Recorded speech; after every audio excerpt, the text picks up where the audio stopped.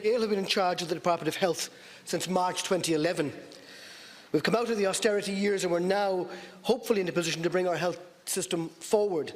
Funding in the Department of Health and the HSE has grown from €14.2 billion in 2011 to €17 billion this year. The Government has serious questions, as others have made clear, on how there was an explosion in costs in the National Children's Hospital. The Government has serious questions to answer on how other hospital investments will be delayed or perhaps cancelled around the country as a result. The Government also has to fix the terrible problems stemming from the cervical check scandal, not least the waiting times for checks to be processed that are just inexcusably long. But what I want to focus on is the Government's record on managing negotiations. The IMO are on strike. They'll go on strike now for the third day tomorrow. Where is the Government's ability to handle this situation? Why can't the Government sit down and engage in a serious process of negotiations well in advance of an actual strike? With nearly 8 years in the Department of Health, you think Fine Gael would have developed working relationships with all the major stakeholders. But years seem to have slipped by and Fine Gael have been unable to get to grips with these issues. We're now hearing the concerns about cost overruns in the National Children's Hospital the awareness going back to August 2017, a year before the Minister for Health was informed, apparently, and 15 months before the Minister for Public Expenditure, whose job it is, set up by statute, to monitor public expenditure. The notion that the Minister for Health would know, but he had to get all the facts, took him 3 months, to tell the Minister whose job it is to mind the money, that there was a problem. And the Government has been negotiating a new contract with general practitioners for at least 4 years, with no outcome. In order for the programme for government commitments, your programme for government commitments, on rolling out more primary care centres to be achieved, we need to have the GP contract agreed. In order for the Government's own commitments to provide free GP care for all children and young people under 18, we need to have the new GP contract agreed. The latest report is that the Minister for Health began a new round of negotiations with the IMO in October of last year. So I have two very, very direct and simple questions for you. What progress has been achieved in the negotiations on the new GP contract? And when, in your estimate now, will the GP contract be signed off and delivered so that the programme for government commitments that you've signed off on will be brought into fruition? Thank you, Deputy Howlin. Minister. Thank you, Eoghan, and thank you, Deputy, for the questions. I think it is important to acknowledge the increase in spending that has happened in health over the last number of years. That increase in spending has happened because we place such a priority in terms of improving the health benefits and the health results for people going into our health system. And of course, we have challenges in our health system. Every country does, because of the types of services we're trying to deliver. But over that course of that period, in terms of increasing the budget, we've seen more doctors, more nurses, more healthcare centres, more community supports, and improvements in health outcomes. But challenges still remain. In relation to the action that's currently underway by the IMO, the mechanisms of the state are there in terms of the WRC or the Labour Court. And both Ministers Donoghue and Minister Harris have said that they are open to the engagements that could happen through that process to come to a resolution. But it has to happen within the parameters of the Public Service Pay Agreement, because that has been agreed across the public sector.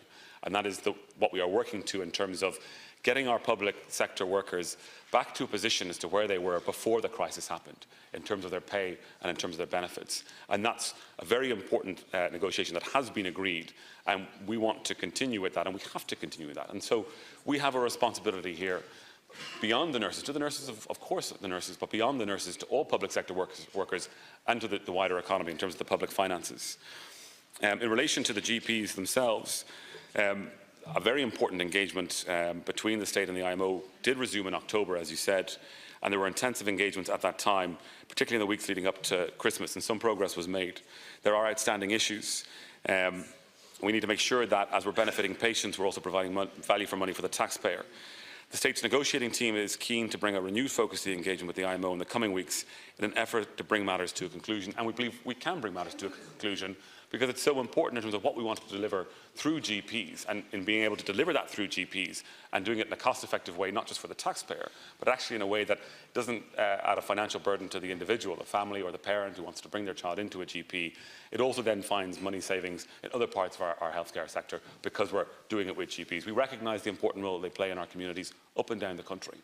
We are now in an engagement with them, or people are in engagement with them on behalf of the state, to come to a conclusion on this as quickly as possible. Thank you. Howlin.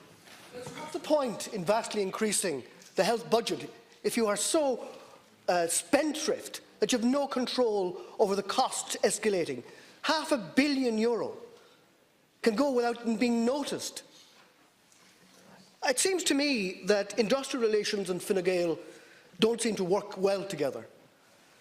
I want to talk to you specifically and ask you my questions again about the GP contract. There the doctors are outside. This is the next national crisis. There's vacancies in GPs in every county. I can list the areas in my own county of Wexford where you can't get GPs to take up contracts. This is going to be crippling for our health service unless we get a contract in place.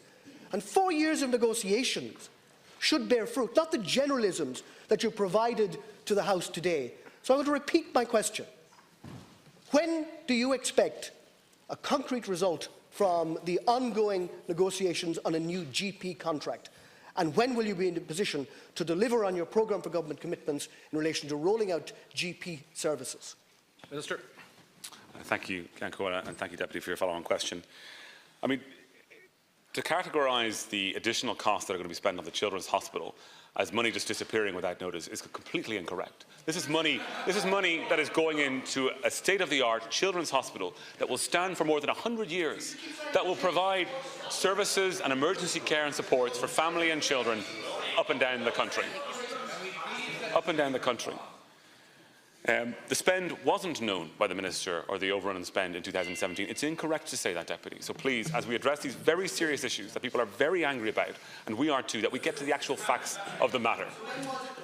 The issue that is being addressed in relation to the 2017 overspend was in relation to Onboard Planola, in relation to additional sprinkler systems that had to be put in place that were to be managed within the existing costs of the budget. That is separate to the information that was brought to the attention of Minister Harris at the end of August, beginning of September, of the potential for a significant overrun, which was only crystallised at the beginning of November, and at which time the other ministers were then informed as to the seriousness of this, and the Cabinet took its decision in December. As to the GPs, of course, you have to get the facts of the matter, Deputy. You should know as a former public expenditure and reform minister, you can't make up figures, you can't pull them out of the air, you have to drill down and get to the actual numbers, Deputy, and then you bring them to the Minister, and then you bring them to the Cabinet. Get to the facts. In relation to the GPs, as I said in my previous answer, intensive engagement began in October, went right up until the weeks before Christmas. There are a number of outstanding issues. That engagement resumes now shortly, and we hope it to conclude very shortly because of the important role that GPs are playing in the future of our health delivery. Thank you. Thank you, Minister. Deputy